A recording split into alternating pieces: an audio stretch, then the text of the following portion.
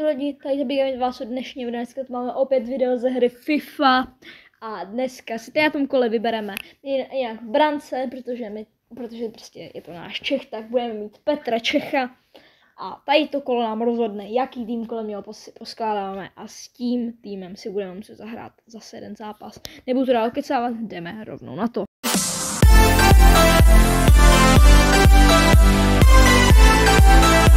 Jak už jsem říkal, hnedka první hráč, začal bych někde třeba na hrotu útoku. Dámy a pánové. Tak náš hrot, nedobrý, je to 95 až 95 rating. To na hrotu ještě jde. To ještě můžeme nějak na ten hrot tady dát. To znamená, že tady hodíme nějakou 95, což je celkem v pohodě. Tak nakonec jsem si byla Benjamína Šeška, toho už rovnou máme na hrotu a jdeme teda na pravý křídlo. Což bude nějaká Futis karta. Taky mě takový někdo napadá. Tak jo, dámy a pánové, třetí točenice. Tady by to chtělo něco. Prosím, je to kdokoliv, dámy a pánové, a na 90 a na levý křídlo mě napadá třeba Thierry Henry. Zatím nám to ten tým vybírá dost dobře. A teď to vypadá na pick, to znamená, že si postavíme pick v SBCčku a z toho si vybereme jednoho hráče a ten nám bude hrát na té pozici. Tak jo, už tady mám teda ten pick, ze kterého mi může padnout teda nějaký ten hráč. Tak to je dobrý, podíváme se na to. Blank může hrát SOZ-ko, tak to je záchrana. Dobrý. Dámy a pánové, jak jste mohli vidět, my jsme fakt štěstí v tom piku. Naštěstí nám padl Laurent Blanc, který mohl hrát SOZ-ko. Takže na další pozici budeme mít 10x85 plus pack. Tak jak jste mohli vidět, padl mi Lucas Hernandez, kterého teda jsem dal na stopera, takže uvidíme, kdo bude další. Prosím, zastav se. Jo, je to 99 random stat a tam je dost dobrých hráčů. Jo, jak jste mohli vidět, měl jsem tady trošku dilema mezi bratrem Hernandezem, ale nakonec jsem si vybral 99kovýho Lucia. No a tady toho jsem se přesně bál. Špatná pozice. Já bych to asi vybral na SZ-ko. Takže tam dáme třeba toho Lucase Hernandeze, jak jsem teď o něm mluvil. Nebo víte co? Ne, já mám ještě lepší nápad, koho dát na SZ-ko. To byl dost dobrý tah, ale bohužel mi moc do souhry hrát nebude. Ale to nevadí, tak když tak tady máme ještě jedno kolo a to mám úplně nakonec. Dámy a pánové, herní styly. Dobře. Tak jo, tady máme to kolo těch herních stylů a jsou tady všechny herní styly, co se nachází ve hře. A jeden z těch herních stylů, prostě ten hráč, kterýho si vyberu, tak musí mít, je jedno, jaký to bude. A vypadá to na blesková přihrávka, ne, je to skluz, tak jo, tak si jenom jako vybrat. Tak jo, ještě, že ten Vieira měl ten skluz, což je super, to znamená, prostě mám tady ten tým úplně výborný.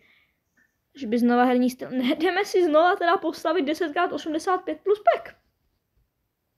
Tak jo lidi, větší smůlu jsme fakt mít nemohli, když nám takhle padnul Lucio po druhý.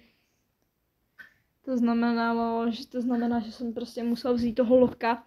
Musím hodnout spočívat v tom, že opět postavím nějaký ten pick a prostě takhle si dám si tady takovou obrazovku, abych neviděl ty hráče, abych viděl jenom jejich statistiky a podle toho si musím vybrat toho hráče. Tak jo, tady už máme ten pick, kde jsem si měl vybrat hráče, bohužel jsem nepoznal Bompastor ani Todiba, protože jsem si nespomněl na jejich jména, ale Sam Kerr i Adamu Traoreho jsem poznal, takže jsem si rovnou vybral Sam Kerr. Pánové, lavičku si doplníme jenom bronzáka, protože střídat nemůžeme.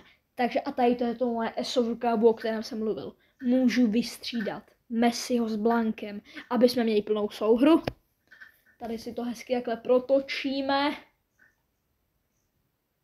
A uvidíme, vypadá to, že je to tam. Aspoň nám to dá tu plnou souhru. Tady už můžete vidět můj tým. Já se omlouvám, že jsem tady neukázal ty balíčky, protože bohužel jsem si zapomněl natočit, ale padly mi, ale vybral jsem si z nich Thea Hernandéze a tady si nespomínám teďko na jméno, ale levého bránce, jak můžete vidět. To je můj tým a jdeme rovnou na zápas. Hnedka za začátku utkání jsem se dostal na tady ten roh, když jsem to tam z Messi nacentroval, balon se takhle odrazil k Luciovi a ten se tady té střely nemýlil. 1-0. Bohužel to ale netrvalo moc dlouho. Tady krásně Rodman si našla prostor Thierry Henry a ten už dokázal takhle Petra Čecha prostřelit. 1-1.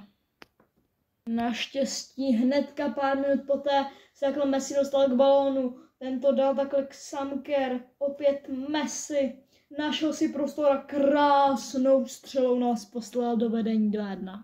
No ale poté ještě v prvním poločase Rodman opět našla Thierry Henryho, ten našel Lionela Messiho a ten prostřel Petra Čecha. Naštěstí se nám ještě do poločasu povedla jedna šance a to takhle. Thierry Henry si našel krásný prostor, takhle si dělal kličku a na zadní tyč vedeme 3-2. No a tak nám také skončil první poločas. Tady ale bohužel Ronaldinho takhle se rozeběhl, dal balón pod sebe a bohužel jsme dostali branku. Následně poté jsem takhle dokázal vybývat balón hnedka u rohu, dokázal jsem prostrčit na Messiho, ten to tady přihrál dolů na Samker.